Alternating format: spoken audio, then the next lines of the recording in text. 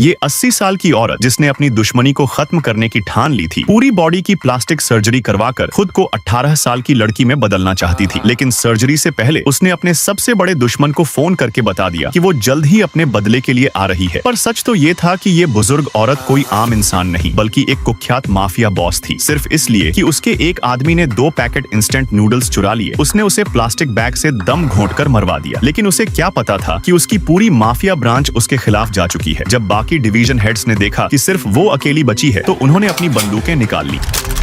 पर लीसा ने, जिसे धोखा मिलने की उम्मीद पहले से थी, बिना घबराए अपने हाथ से गोली मारने का इशारा किया। ये देखकर उसके लोग हंसने लगे। उन्हें लगा कि बुढ़ापे की वजह से अब वो पागल हो रही है। लेकिन अगले ही पल उनकी हंसी डर में बदल गई।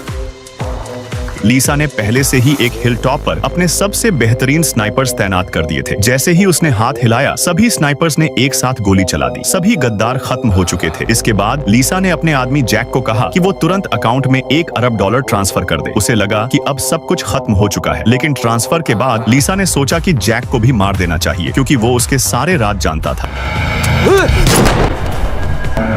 जब उसने जैक की लाश पानी में तैरती देखी तो संतोष की मुस्कान उसके चेहरे पर थी। पर वो नहीं जानती थी कि जैक पहले से समझ चुका था कि लीसा उसे मारने वाली है। इसलिए जब उसने पैसे ट्रांसफर किए तो उसने चुपचाप यू शील्ड बदल दिया और $1 अरब अपने ही अकाउंट में डाल दिए। लीसा के लिए असली झटका तब लगा जब उसे पता चला कि जैक मरा नहीं था। पानी में तैरती लाश बस उसका एक जाल था। जैक कार लेकर फरार हो गया। कहना पड़ेगा उसकी भागने की तरकीब वाकई कमाल की थी। अचानक कंप्यूटर से अजीब आवाज आई तो लीसा तेजी से उसकी ओर भागी। घबराहट में उसने यू शील्ड निकालकर अपना बैलेंस चेक किया, लेकिन वहां कुछ भी नहीं था। जब उसे एहसास हुआ कि जैक ने उसे धोखा दिया है तो उसने कसम खाई कि वो उसे जिंदा नहीं छोड़ेगी। लेकिन उसी वक्त जैक साउथ कोरिया में था, जहां वो खुद को लीसा की नजरों से बचाने के लिए पूरी बॉडी की प्लास्टिक सर्जरी करवा रहा था। अब उसका चेहरा ही नहीं, उसकी आवाज और कद काठी तक बदल चुकी थी। वो इतना बदल चुका था कि अगर उसकी माँ भी सामने आ जाए तो उसे पहचान नहीं पाएगी।